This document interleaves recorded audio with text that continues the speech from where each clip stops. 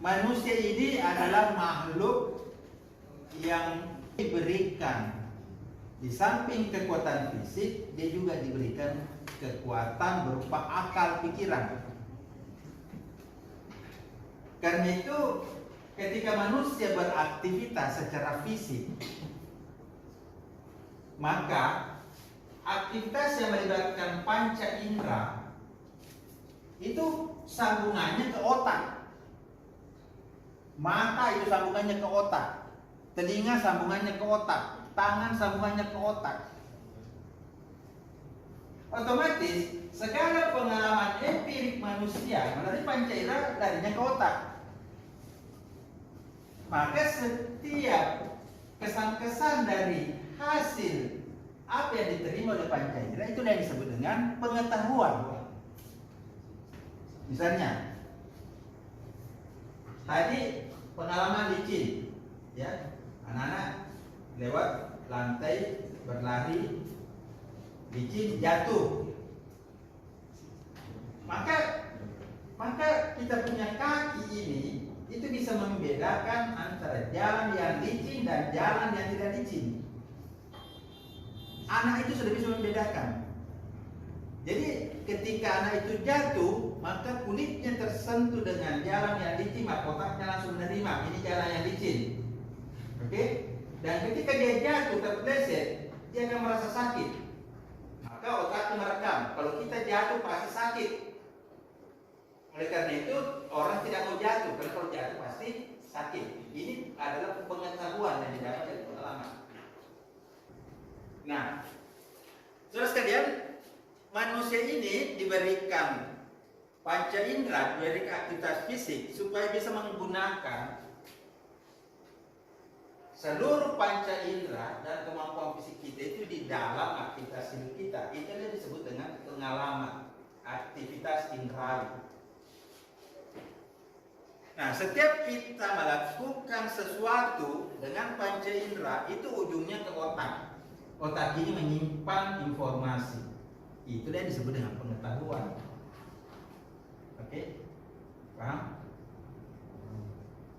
Nah, apakah pengetahuan itu hanya didapatkan melalui pengalaman? Awalnya iya, awalnya. Ya, tapi lama-lama manusia sudah mulai mengembangkan pikirannya. Sehingga ada juga ilmu yang kita didapatkan dari hasil perenungan, dari hasil berpikir, ada juga. Ya, ada juga ilmu yang kita dapat dari hasil pengalaman orang lain. Itu pengalaman juga, cuma bukan pengalaman kita. Jadi saudara sekalian, manusia beraktivitas melalui panca indera melahirkan pengalaman. Pengalaman itu tersimpan dalam otak melahirkan pengetahuan. Manusia yang tinggal di gunung itu punya pengetahuan mengenai bagaimana tumbuh-tumbuhan di gunung, musim, bunga-bunga, jenis-jenis satwa. Kenapa? Karena dia tinggal di pegunungan, dia tinggal di hutan. Manusia yang tinggal di pinggir laut, dia bisa lihat musim. Kapan itu pasang naik, kapan pasang surut, jenis-jenis ikan. Itu otomatis. Itu otomatis. Manusia yang hidup di kutub, pengetahuannya tentu mengenai lingkungan yang ada di kutub, jenis-jenis salju, binatang yang bisa hidup di salju, bagaimana kita bertahan dalam kedinginan. Itu dia punya pengetahuan. Nah, kemudian manusia ini punya banyak sekali pengetahuan. Manusia punya banyak sekali pengetahuan. Orang yang di gunung punya pengetahuan mengenai gunung. Orang yang di laut mengenai ini. Orang di tadi di mana suku tropis. Kemudian orang melakukan aktivitas banyak pengetahuan. Nah, pengetahuan ini kemudian kita klasifikasi. Kita bagi-bagi, kita urut-urutkan. Kita klasifikasi. Kita susun. Ini yang disebut dengan ilmu pengetahuan. Jadi ilmu pengetahuan adalah pengetahuan yang tersusun secara sistematis. Contohnya, apa contohnya? Misalnya ilmu komunikasi. Pengetahuan berkomunikasi manusia itu sudah punya sejak lahir. Tapi ilmu komunikasi itu baru muncul sekitar tahun 1940-an. Ilmu komunikasi. Apa itu? Misalnya di sini dipelajari sistem komunikasi, jenjang komunikasi, paradigma komunikasi, tradisi komunikasi. Ini adalah keilmuan komunikasi.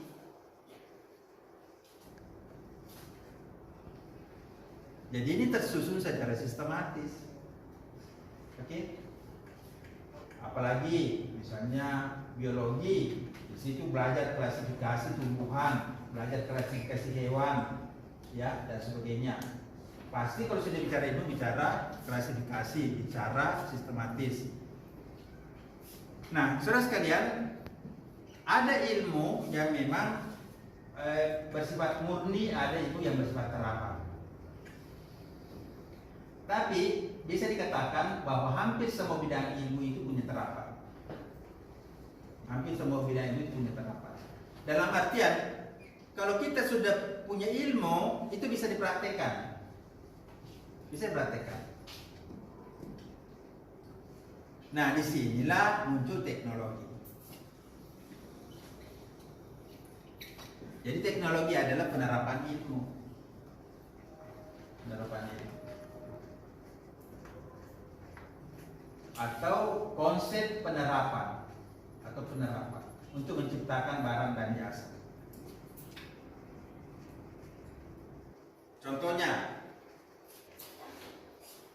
tiap hari kena sinar matahari. Ya. Kalau kita kena sinar matahari pasti panas. Kita lihat ada logam kena sinar matahari panas. Kita lihat batu kalau kena sinar matahari kita pegang panas.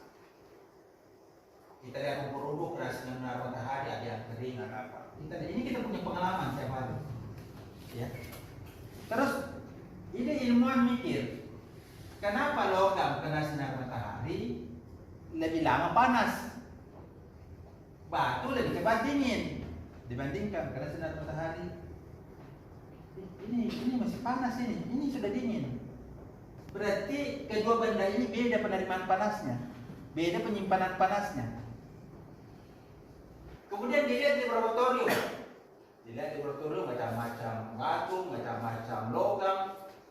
Akhirnya didapat bahwa ternyata setiap partikel logam itu beda kerapatan atomnya. Dilihat di bawah mikroskop. Oh, ternyata ada yang longgar, ada yang ini. Oh, ternyata yang longgar misalnya ini, yang lebih dia lama menyimpan panas.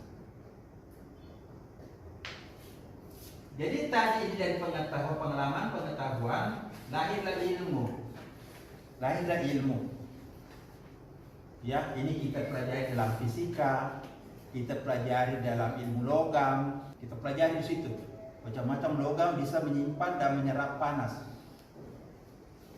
Akhirnya muncullah pemikiran, kalau begitu kita bikin kompor listrik.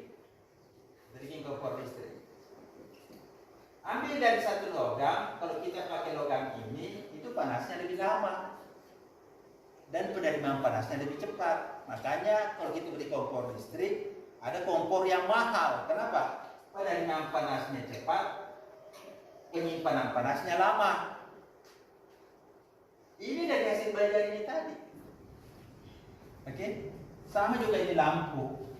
Ada filamen yang cepat putus, harga balonnya murah.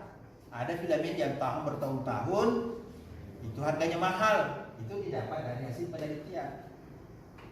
Oke? Jadi contohnya teknologi itu adalah bahwa dari pengetahuan kita mengenai logam-logam tertentu yang bisa menyerap dan menyimpan panas lebih lama, kemudian kita menciptakan tungku listrik, kita menciptakan oven listrik. Itu adalah penerapannya ilmu logam ini menciptakan satu produk. Jadi teknologi adalah penerapan ilmu untuk menciptakan barang dan jasa. Kalau Bapak B.J. Habibie menyebut teknologi adalah proses nilai tambah. Itu teknologi. Apapun yang kita tambah nilainya itu adalah teknologi. proses nilai tambah. Ya, kemudian yang terakhir, produk teknologi.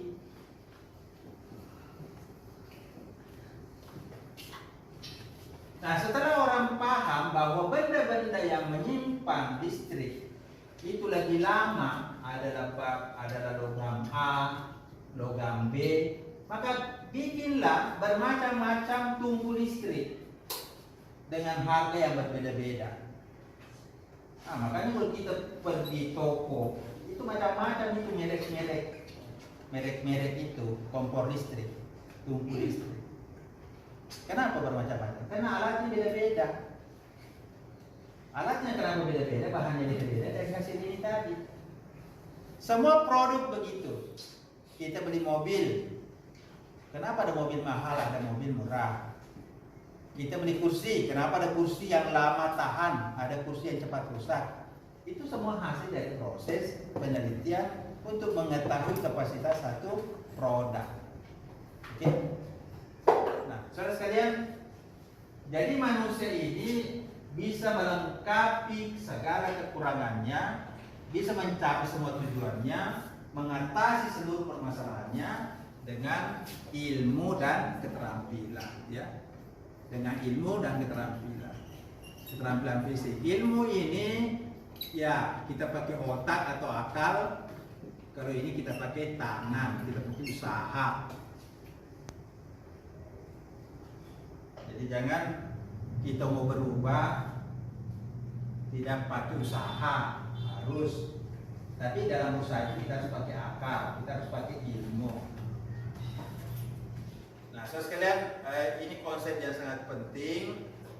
Bagaimana manusia itu beraktivitas menghasilkan pengalaman, pengalaman menghasilkan pengetahuan, pengetahuan menghasilkan ilmu pengetahuan, ilmu pengetahuan menghasilkan teknologi, teknologi menghasilkan produk-produk teknologi. Nah, ini nanti ada daurnya lagi, naik lagi nanti. Dari hasil pengalaman itu, misalnya pengalaman pagi itu ditampung, naik lagi nanti ke sini, baru turun lagi. Itulah daurnya. Akhirnya produk-produk itu semakin hari semakin meningkat.